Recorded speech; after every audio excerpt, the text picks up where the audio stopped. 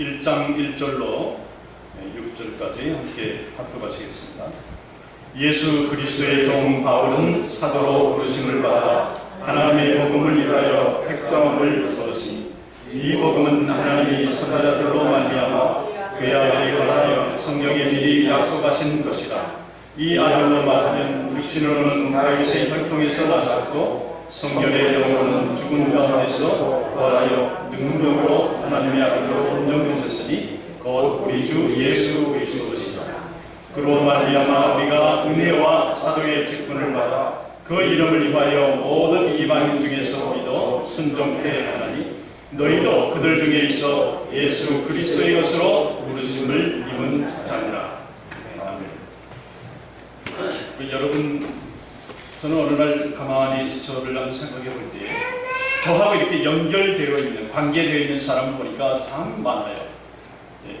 미국에 우리 가족만 있는 줄 알았더니 부모를 통하면 제가 아들이고, 또 교사로서 때에는 학생과의 관계가 있고, 목사로서 때에는 교인들과 목자의 관계가 있고, 여러분들도 이렇게 한번 보실 때 여러 관계가 정말 거미줄처럼, 네트워크처럼 이렇게 있는 것을 발견하게 될 것입니다. 사도 바울은요, 자기가 나는 누구인가, 나는 하나님과의 관계에 있어 어디 위치해 있는가를 그가 생각합니다. 그러면서 로마에 있는 로마서, 이 로마 교인들에게 그가 편지를 쓰는데 오늘 그거예요. 자기는 예수 그리스도의 종, 자기는 바울이 곧 사도로 부르심을 받아서 하나님을 위하여, 다시 말해서 하나님의 복음을 위해서 택정함을 입었으니 이렇게 얘기합니다. 사도 바울은 첫 장 첫 절에서 처음으로 복음서에 끝나면서 첫 번 말씀이 자기는 누구다, 나는 누구라고 말합니다. 그것이 나는 예수 그리스도의 종, 예수 그리스도의 그 종이라고 하면서 자기는 또 한 번 얘기할 때에 나는 하나님의 복음을 위해서 택함을 받았다 이렇게 합니다. 선택을 받았다는 것입니다. 다시 말해서 그는 이미 이 세상이 오기 전에, 나는 이미 어머니의 복중에 그 전에, 세상이 지어지기 그 전에 나는 하나님으로부터 택함을 받은 사람이라 이렇게 얘기합니다. 예레미야 선지자는요 1장 5절에서 이렇게 얘기합니다. 내가 너를 복중에 짓기 전에 너를 알고 내가 태에서 나오기 전에 내가 이미 너를 구별하였다고. 그러니까 오늘날 하나님께서 우리를 부르셨을 때 한국을 떠나서 미국에서 뉴욕에 오늘날 우리를 이 자리에 서게 하셨을 때는 하나님께서 이미 누구에 의해서 미국에 온 것이 아니라 하나님께서 이미 태초부터 땅이 조성되기 전에 하나님께서는 우리에게 선택을 하셨고, 우리를 선택하셨고 하나님께서 택정함을 입히셨다고 말합니다. 아멘. 사도 바울은 바로 그걸 얘기하고 싶은 거예요. 나는 하나님으로부터 택함을 받은 사람이다. 그런데 하나님께서 그 사람에게, 사도 바울에게 무엇을 하려고 택했습니까? 오늘 성경에 보니까 하나님의 복음을 위해서 내가 너를 택정함을 입혔나니 그랬습니다. 복음이라고 그랬습니다. 그러면 하나님의 복음이 뭡니까? 영어로 보게 되면 가스펠입니다. 이 가스펠은 두 단어가 하나로 돼서 가스펠입니다. 가스라고 하는 하나님과 스펠이라고 하는 하나님의 숨결이에요.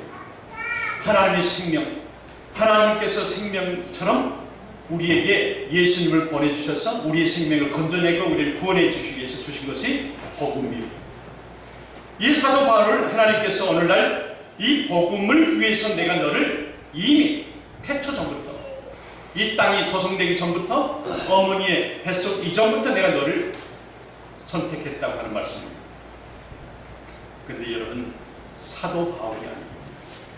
오늘 성경에 보니까 이 복음 6절에 보니까요, 너희도 그들 중에 있어 예수 그리스도의 것으로 부르심을 입은 자니라 그랬어요. 여러분 사도 바울만이 위대한 선지자가 아닙니다. 6절에 보니까 사도 바울이 하는 말입니다. 너희도 그들 중에 있어, 우리죠 로마 교회 교인들에게 얘기합니다. 너희도 그들 중에 있어 예수 그리스도의 것으로 부르심을 입은 자니라. 그러니까 사도 바울이나 우리나 하나님께서 이미 어머니 뱃속 이전에 이 땅이 조성되기 이전부터 우리를 선택했다고 하는 말씀이에요. 뭐를요? 하나님의 복음을 전하기 위해서 우리를 사용하시고 계시다고 하는 말씀입니다. 아멘. 얼마나 놀라운 말씀입니다. 여러분, 저기 밑에 있는 제 눈에는 개미도 보이지 않지만 개미가 있다고 합시다. 그 하찮은 미물 개미와 사람 사이는 엄청나잖아요. 하나님께서는 보이지 않으실 정도로 우주를 만드시고 우주보다 더 크신 분이 창조주 하나님이신데, 우리가 비행기 타고 하늘에 가서 땅을 봐도 이 엠파이어 스테이트 빌딩이라는 나라가 땅이 보이지 않는데, 물줄기도 보이지 않는데, 여러분, 그 엄청난 차이가 있는데 하나님께서는 우주에 계신 그분이 오늘날 나 이 작은 먼지와 같이 불면 날아가 버린 이 존재인데, 나를 하나님께서 아들로 삼으셨다는 거예요. 이 우주를 만드시고 하나님께서 나를 주인 삼으셨다고 하는 거예요. 하나님께서 많은 사람들을, 많은 동물들, 식물들을 만드시고 누가 그거를 다 너의 이름대로, 너의 명령대로 다 가져라. 얼마나 좋으신 하나님이십니까? 이 하나님께서 오늘 특별히 복으로 우리에게 임하게 해주신다는 것입니다. 아멘. 주일은 블레싱 데이예요. 하나님께서 내가 복 준다고 약속한 날이 오늘 주일입니다. 아멘. 특별히 지정해서 우리 하나님께서 우리에게 주신다고 하는 복이에요. 그 복의 음성이 복음이 하나님께서 오늘 저와 여러분들에게 큰 축복의 복을 주실 줄 믿습니다. 아멘. 우리가 출애굽기에 보게 되면요, 그 종이라고 하는 표현을요 이렇게 표현합니다. 출애굽기 21장에 보게 되면 종이라고 하는 일반적인 표현으로는 다른 사람에 의해서 내 자유가 다 속박당하고 예속당하고 조금 더 움직일 수 없지만, 다시 말해 그 주인에 의해서 내가 내 생존이 좌우되는 거 아닙니까? 종, 노예. 그런데 사도 바울은 나는 예수 그리스도의 종, 예수 그리스도의 종 그랬어요. 사도 바울이 얘기하는 그 종이라고 하는 개념은 긍정적인 종입니다. 출애굽기에 보게 되면은 많은 사람들이요 자기 종으로 많은 그 노예들을 다스리고 데리고 있습니다. 그런데 이스라엘의 법에는 6년을 데리고 있다가 7년 때는 안식년 내서 풀어줍니다. 그러면 종들이 자유자재로 자기의 고향으로 가요. 그런데 만약에 종이 주인님, 저는 가지 않겠습니다. 주인님이 계시는 이곳에, 이 농장에, 이 밭에서 나는 살겠습니다. 저를 보내지 말아주세요. 만약에 종이 그렇게 얘기하면 주인은 그 종의 의견을 다 듣고 그 종을 보내지 않습니다. 그러나 법적으로는 7년째에 해방시키는 날이기 때문에 법적으로는 이 종을 자유함을 줍니다. 그리고 자기 집에서 계속해서 거주하게 합니다. 여러분, 이 주인이 인정하는 자유함을 줘서 자기의 재산을 누리도록, 자기의 살림을 누리도록 하는 이 종의 개념과 우리가 세상적인 종, 조금도 쉴 틈도 없고 애굽 사람 밑에서 그 벽돌을 하루 종일 굽는 그런 종과의 관계는 다릅니다. 사도 바울은 지금 나는 사도로 부르심을 받아 종이 되었다고 말합니다. 이것은 단지 하나님의 복음을 위해서 택정함을 입었다고 그는 말합니다. 로마 문화 속에서도요 종이라고 하는 개념이 나옵니다. 천대받고 억압받은 그런 신분이 종의 신분입니다.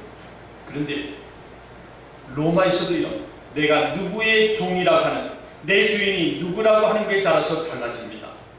그래서 로마에서는요 가이사의 종이라고 하는 말 성경이 나와요. 나는 누구 집의 종이라고 할 때에 그 누구 집의 주인과 내 계급이 상승된다고 하는 것입니다. 그래서 가이사의 종이다, 시저의 종이라고 표현합니다. 이렇게 종의 개념이 하나님 안에 있을 때는 높임을 받는데, 하나님 밖에 있는 세상의 종은 그 허리도 펼 수 없는, 시간도 자유도 없는 그러한 종의 생활을 하게 된다는 것입니다. 오늘 본문에서 사도 바울은 겨우 한 나라를 지배하는 로마 황제의 종이 아니라 나는 온 우주의 아버지 하나님 창조주의 종이라고 말합니다. 만왕의 왕 되시는 예수 그리스도의 종인 나 바울은 이렇게 1장 1절에서 그 선포합니다. 예수 그리스도의 종. 이를 헬라 사람들은요 둘로스라고 말합니다. 다시 말해서 나는 예수 그리스도의 종인 나 바울은 여러분 이름 한번 넣으세요. 예수 그리스도의 종인 나 김진하는 이 둘로스라고 하는 말이요, 가까운 형제인 아돌포스, 필라델피아, 델피아 형제인. 하나님 나를 지으셨지만 예수님께서 이 땅에 오셔서 아니라 나는 하늘의 비밀을 너와 나하고 같이 주고받을 수 있는 이제부터 너는 나의 친구라. 그래서 우리는 창조주와 친구예요. 이렇게 우리 하나님은 너무나 좋으신 분이에요. 모든 권세 권위를 우리에게 다 주셨다 이 말입니다. 사도 바울은 그것을 아는 거예요. 나는 예수 그리스도의 둘로스, 예수 그리스도의 종인 나 바울은이라고. 사도 바울은 사도라고 얘기합니다. 사도 바울은요, 이 로마서에 있죠. 그 다음에 그가 신학에 거의 반을 썼는데 그 서신마다 항상 자기의 얘기를 해요. 자기 입장을 얘기합니다. 갈라디아서 같은 경우는 6장밖에 안 돼 있는데도 화를 내는 장이에요. 너희들만 예수님과 동고동락한 너희들만이 제자가 아니라, 너희들만이 사도가 아니라, 나는 다메섹 도상에서 어느 날 예수님을 보고 예수님의 음성을 들었던 나도 사도다. 아팠어요. 나도 사도다. 갈라디아서 보세요. 다 사도 바울이 그 전에 모든 서신마다 내가 예수 그리스도의 사랑으로 입맞춤으로 무난한다는데, 갈라디아서는요 굉장히 화를 내는 그 문체를 볼 수가 있습니다. 왜요? 사도인데 인정을 하지 않는다는 거죠. 사도 바울은 자기 자신을 사도라. 다시 말해서 사도는 보내심을 받는 자예요. 보내심을 받는 자들은 마치 그 엠베서더 대사처럼 그 나라에서 이 나라의 특명, 특사, 목적이 있어서 보내는 것입니다. 하나님께서 우리를 이 땅에 보내셨을 때는 하나님께서 우리에게 목적이 있어서 그 원하시는 그 목적을 우리에게 주셔서 이 땅에 보내주셨어요. 마치 엠베서더 대사처럼 천국에서 이 땅에 우리를 보내주셨습니다. 그 사도 바울은 그 얘기를 합니다. 나는 사도다. 그리고 나는 전령이다. 전령은 메신저입니다. 메신저 역할은 무슨 일입니까? 우체국에서 집에까지 그저 편지나 서신이나 소포나 패키지를 갖다 주는 사람이에요. 다시 말해서 사도 바울은 나는 전령이다. 나는 메신저라고 얘기합니다. 다시 말해서 사도는 그 임무를 띠고 그 보냄을 받은 그대로, 서신 그대로 전달하는 자라. 근데 사도 바울은 오늘 보니까 예수님과 또 예수님께서 육체로 나오셨던 것과 예수님께서 하나님의 아들이시면서 육체로 나오셨다. 다시 말해서 신성과 인성을 말씀합니다. 이 둘 중에 하나만 부족해도, 하나만 강조해도 이단이에요. 하나님께서는 100% 신성이고 100% 인성을 취하고 이 땅에 오셨습니다. 그러니까 참 사람이고 참 하나님이 우리 예수 그리스도입니다. 우리가 하나님과 하나가 되어야 되는데 하나가 도저히 될 수가 없습니다. 마치 빛과 어둠이 하나가 되지 못하는 것처럼 하나님과 죄인된 우리는 하나가 될 수가 없어요. 그때에 하나님께서 당신의 사랑하는 아들 예수 그리스도를 이 땅에 보내주셔서 화해시키기 위해서, 중보하기 위해서, 우리를 건져내 주시기 위해서 예수 그리스도를 이 땅에 보내주셨어요. 그 좋으신 아버지 하나님께서 원하시는 것은 이 복음을, 이제는 죽으면 죽음의 대가 그대로 받았지만 이제는 그것이 아니라 아들 예수를 통해서, 십자가를 통해서 그것이 다리가 되어서 모두가 구원받고, 한 번 죽음에 끝나는 것이 아니라 우리 육체 후에는 영원한 생명이 있는 영생의 길로 너희를 인도하시는데 그분이 바로 예수 그리스도라고 우리 사도 바울이 얘기하는 것입니다. 그분을, 예수 그리스도, 나를 구원하실 분이라고 믿는 사람이 복음을, 하나님의 복음을 위해서 일하는 사람이고 하나님께서 그들을 이끌어 가신다 하는 말씀입니다. 예수님이 오셨어요. 예수님이 왜 기쁜 소식입니까? 왜 예수님이 가스펠이에요? 저와 여러분에게 예수님이 왜 좋습니까? 여러분, 다른 사람도 안 돼요. 어떠한 종교의 신도 안 됩니다.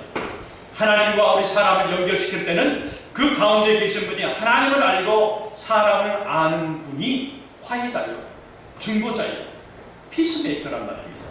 이거를 하나님이시면서 사람의 몸으로 잉태하신 예수 그리스도예요. 누구도 흉내낼 수도 없고 모방할 수도 없고 사칭할 수도 없어요. 그 예수님이 바로 우리의 구원자 되신다 하는 말씀입니다. 4절에 보니까요, 가장 중요한 단어 하나가 하나님의 아들이라고 합니다.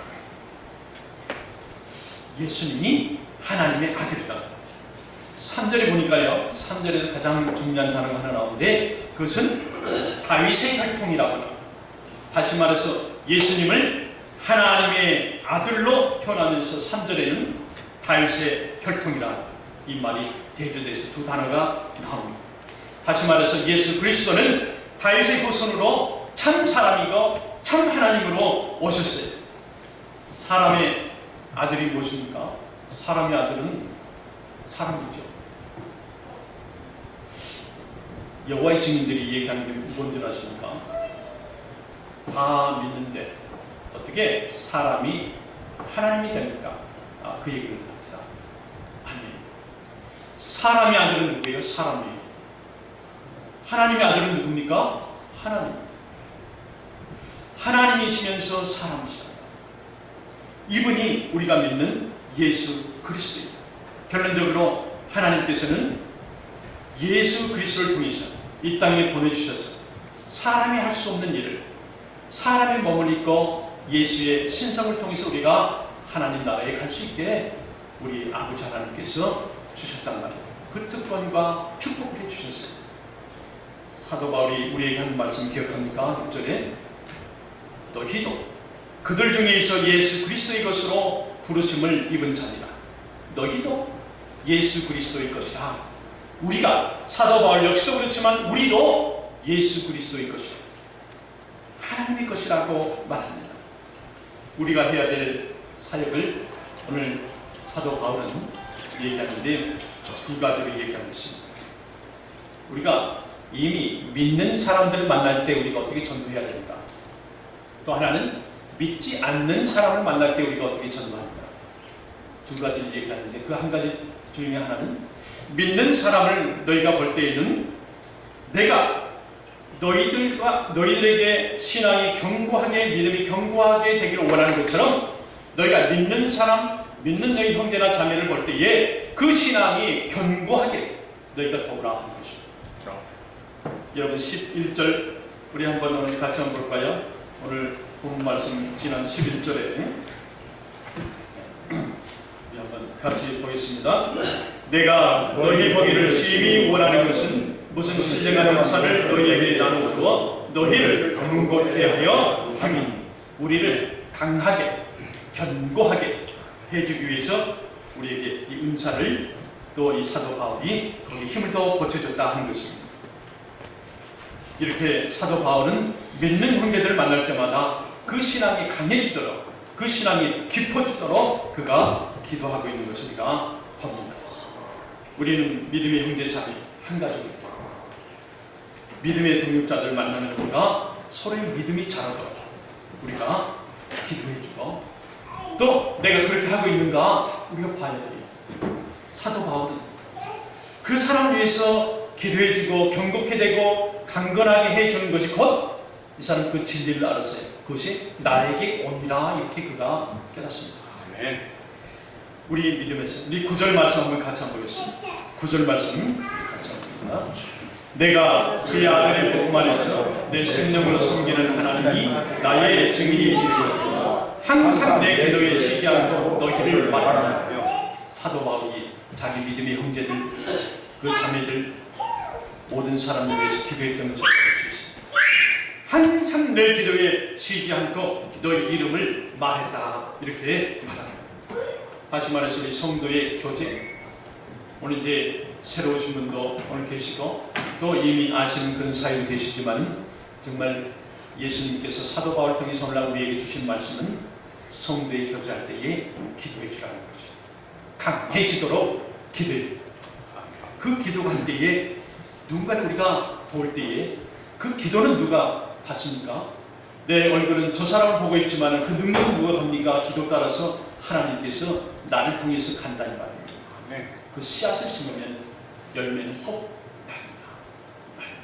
심는 대로 거둔다고 하는 것이 우리 성경의 진리입니다. 바울은 믿는 사람들 만날 때마다 내가 어떻게 저 사람을 위해서 도움이 될 수 있을까 그런 생각을 했어요. 그러면서 그는 쉬지 않고 기도했습니다. 그 기도한 이유 12절 사도 바울 이 진리 때문에 그렇습니다. 우리 12절 같이 한번 보겠습니다. 이는 곧 내가 너희 가운데서 너희와 나의 믿음을 인하여 피차 아니함을 얻으려 피차. 사도 바울은 그 형제 자매를 위해서 기도하고 잘 되기를 바라고 긍정적으로 항상 하나님 안에서 승리할 수 있도록 항상 마음을 소원했단 말이에요. 그것이 뭐예요? 그렇게 하는 것이 피차, 결국은 자기에게로 아니함을 얻게 합니다. 같이 복받는 것이 우리 기독교의 아주 묘미 아닙니까? 하나님께서 그 놀라운 축복의 그 진리, 비밀들이 내가 남을 도와주면 내 눈으로 볼 때는, 내 손으로 볼 때는 나가는 것 같지만 그러나 하나님께서 나에게 능력으로 채워주심을 봅니다.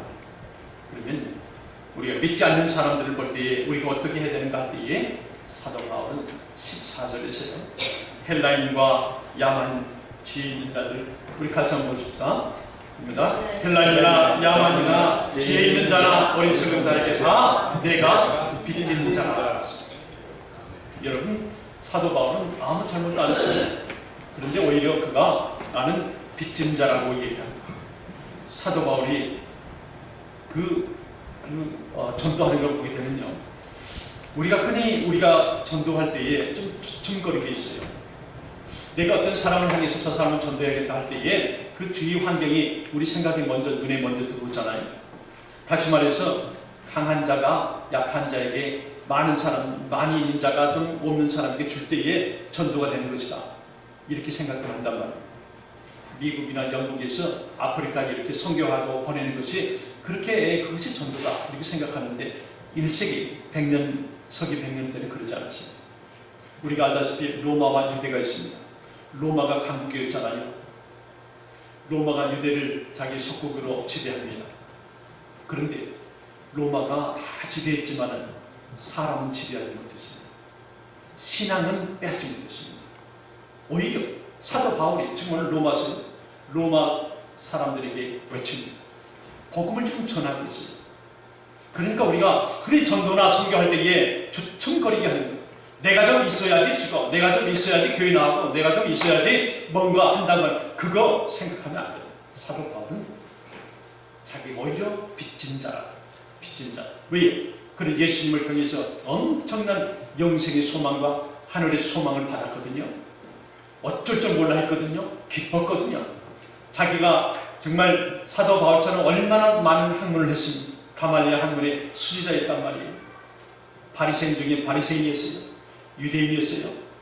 로마의 시민권을 가지고 있었습니다. 다 가지고 있었는데 그가 어느 날 예수 그리스도 진리를 발견한 후에는 모든 걸 다 배설물로 여기느라 다 치워버렸어요. 예수님과 세상의 학문을 비교해보니까 이거는 엉뚱한 거잖아요. 성경과 세상에 아무리 좋은 철학책과 어떻게 우리가 비교할 수 있습니까?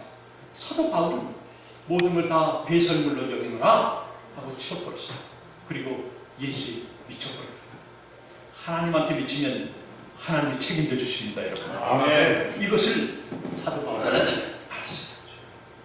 로마의 자랑, 영광, 로마의 집을 짓고 도로를 놓을 때 지금도 미국에서는 설교법을 그 옛날 로마식으로 이렇게 한다고 그래요. 그렇게 그 사람들이 머리가 좋다고 그럽니다. 또 헬라 사람들의 지혜, 여러분 수천 년의 사람들이 생각할 수 있는 최상의 지혜를 가지고 있는 사람들이 헬라 사람들 아닙니까? 그러나 그들의 유식한 학문, 엄청난 철학도 사람을 변화시키지 못했어요. 사람은 못했어요. 오히려 사도 바울이 또 예수님의 제자들이 터키를 통해서, 로마를 통해서, 그리스를 통해서 복음을 더 전했단 말이에요. 이 복음의 능력이라고 하는 것은 엄청난 능력입니다. 이 복음이 우리에게 한번 와닿기만 하면 그 고쳐지지 않는 습관, 고쳐지지 않는 버릇, 되고 않는 그런 기도를 엄청 많이 해도 복음 예수님이 한번 오셔서 직접 만져만 주시면, 예수님이 함께만 해주시면, 하나님의 권세가 내 권세만 되게만 해주신다고 하면 놀라운 일은 이 시간에도 변화가 이루어진 것을 믿으시기를 바랍니다. 아멘. 로마는 사람을 변화시키지 못했어요. 헬라의 철학도 변화시키지 못했어요. 그 무엇도 변화시키지 못했지만은 하나님의 능력이 사도 바울의 그 복음의 전파가 오늘날 이제는 그 위클립스라고요. 위클립스라고 그 성경을 번역해주는 선교단체가 있습니다. 그러니까 이 사람들은 한평생 아프리카의 남미의 오지까지 들어갔어요. 거기에 복음에 안 닿았다고 그러면 거기에 살면서 어떤 사람은 10년, 어떤 사람은 한평생을 살면서 그 사람들의 말을 듣고 복음의 성경을 번역해서 주는 그 위클립 단체가 있어요. 그 선교단체에서 지난 제가 알기로 한 2년 전에 발표를 했는데 이제는 온 세계에 성경 번역이 다 끝났습니다. 그렇게 얘기했어요. 그래서 그들이 말할 때는 복음이 땅끝까지 이르게 되면 예수님께서 오신다고 말씀하신 것을 비교해서 말씀하시더라고요. 이제는 복음이 다 땅끝까지 이르렀어요. 그런데 오늘 하나님 말씀 보니까 너희들에게도 복음을 전하리라 그랬습니다. 지금 이 로마 사람, 이 로마 교회, 로마계 교인들에게 지금 하나님을 믿고 있는 교인들에게 사도 바울은 너희들에게도 복음을 전하리라 그랬습니다. 이 말씀은 오늘날 교회는 다니지만 교회 안에 많은 사람들이 있지만은 참 예수님을 발견하지 못한 사람들이 있다고 하는 말씀입니다. 너희들에게도 복음을 전하리라. 이제는 비행기를 타고 배를 타고 열차를 타고 어디 가서 어느 한 주간 지역에 선교하는 것이 아니라 내 집 주위에 있습니다. 더 가깝게는 내가 지금 복음에 생활하고 있는지 점검해야 된다는 말씀. 돌아봐야 됩니다. 왜요? 시간이 없어요. 예수님 두 번째 오시는 재림 때에는 심판주로 오신다고 그랬습니다. 그때는 정말 더한 기회의 시간이 없잖아요. 정말 감사한 것은 우리가 그 사실을 지금 내가 숨 쉬면서 알고 있다고 하는 사실이에요. 이거는 기회가 있다고 하는 것입니다. 내 주위에 특별히 내 안에 복음의 생활이 아니면 예수님이 없다고 하면 여러분 기도하시므로 복음을 충분하게 받으시기를 바랍니다. 우리는 복음을 받은 사람들, 복음이라고 하는 게 빛입니다. 복음은 빛입니다. 다시 말해서 우리는 복음의 빛의 아들이고 빛의 딸이고 그리고 밖에 나갈 때 우리는 빛의 사자들이라고 말합니다. 오늘 1장 1절에서 예수 그리스도의 종 바울은 사도로 부르심을 받아 하나님의 복음을 위하여 택정함을 입었으니 택정함을 입었습니다. 그러면서 우리에게 말씀합니다. 6절에 너희도 그들 중에 있어 예수 그리스도의 것으로 부르심을 입은 자니라 그랬어요. 사도 바울이나 우리나 또 몸을 가지고 오신 예수님 보내신 하나님 아버지 다 똑같은 한 줄기의 복음의 자녀들입니다. 우리가 한번 찬양을 한번 하는데요. 259장 찬양 한번 보겠습니다. 이 뜻을 한번 생각하시면서 우리 하나님께서 오늘날 사도 바울을 부르시고 우리를 부르셨다고 하는 귀한 메시지로